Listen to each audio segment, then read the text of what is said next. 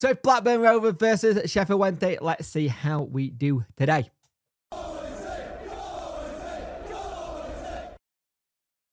So it's Sheffield Wednesday at Blackburn Rovers today, and it's going to be one of those games where we are going to have to see how we get on. Now, in the last game versus Preston, we played a lot of Lancaster clubs recently as well, that we did all right in the first half, but we lost it in the second half. Now, the good news is for Wednesday today is the starting lineup, but we'll go through their starting lineup as well.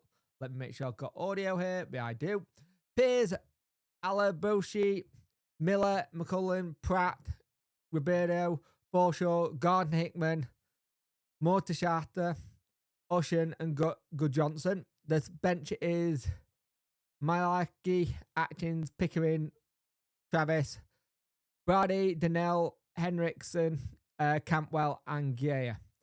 Good lineup for them. It'll be interesting how we do. But the big one for us is Pierce Charles is in net today. Sean Fashiri, Palmer, Cooper, Amas, Valerie, Ingleson, Bannon, Jamalo, McNeil, and Canamarchi. That link-up carries on. Holbert is on the bench. Iorfa, Autobio, Maxlow, Johnson, Thornton, Granger, and Redmond. And Ubbo is the last one on the bench. It'll be interesting to see how we do in this. I'm looking forward to seeing how we can do. With Charles, we kind of use him as like an extra midfielder with the balls he can do, which is good. So I'm looking forward to seeing a bit of confidence in that back line. No Iorfa in the starting lineup either, which is interesting. Let me just make sure I did read that correctly.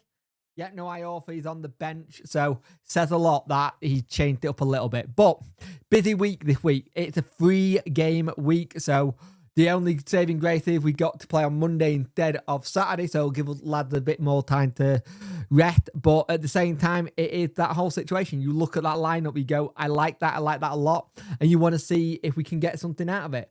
But it's going to be a tough game nonetheless. So let's see how we get on. So that first half, let's talk about it. It wasn't the best for us. We had a little spell where we were really going into it and getting decent spells and trying to get things going forward. Now, the problem you've got is that we've done really well getting into the game, trying to be a little bit stronger. And there was a really good crossing by Sean Fashiri. And absolutely no one got on the end of it. It just needed a boot. It rolled underneath Cad's foot and came to nothing. Now, this referee in this game is very card happy. There've been a lot of yellow cards so far. I think Harry Masters that he got wasn't a yellow, but they do make it 1-0, and it's just poor defending a little bit. No one picks him up. It's a simple goal to concede. Thankfully, it wasn't from a corner. They've had corners and we defended them quite well today. I don't think we've been too bad.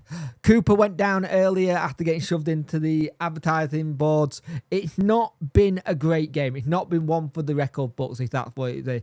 It's a wet, miserable game today where every tackle going in is looking like a yellow. You can't see the slide tackle.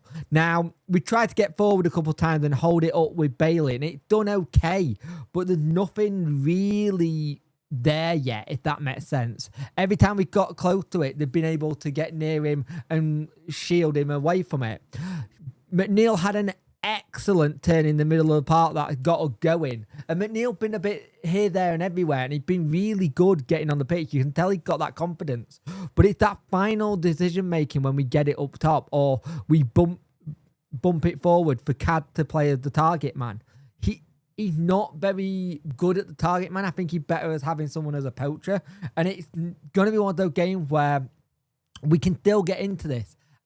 Literally at half time being 1-0, we can very much still get into this game. It's just going to take us to kind of tighten up a little bit at the back, make sure we can get the ball forward and try and get onto something. But the weather is dreadful. It's going to cause another mistake, I think.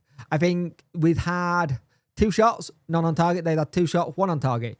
It's not an out-and-out classic. It's going to be one of those games where I think we're going to have to take a little bit of luck to try and get it. Blackburn Rovers aren't great at home, and we need to get on the end of things a little bit more. But let's see how we get on. Hopefully we can change it up a little bit in the second half.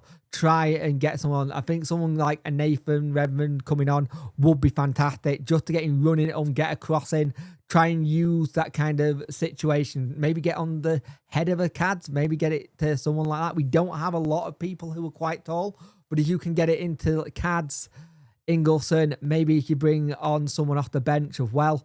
That might be something that helped. But at half time, it is 1-0 Blackburn Rovers, and it's not been a great game, to say the least. Well, not much to talk about that second half. Blackburn kicked the ball a little bit, tried a little bit, and then the pitch went to toss. Let's be brutally honest. So we are going to have this replayed again, similar to what they've just done with Ipswich.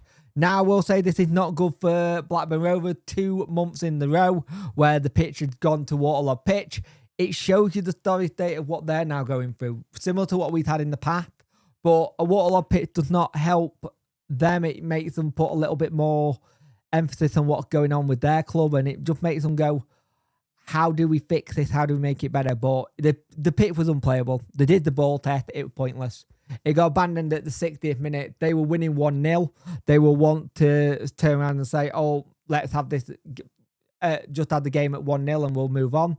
They will have to have the game replayed now when they were winning. And again, it's a second time in a many months where this has happened. And you've got to think that the frost is coming, more wet weather will be coming as well. So how many games are potentially going to happen where this happens again? And given what's happened in the past with what they did with the Ipswich game, I can imagine it's going to go the same way. So at the end of the day, game was abandoned halfway through. So thank you for watching. Like, share, and subscribe, and I'll see you in the next one.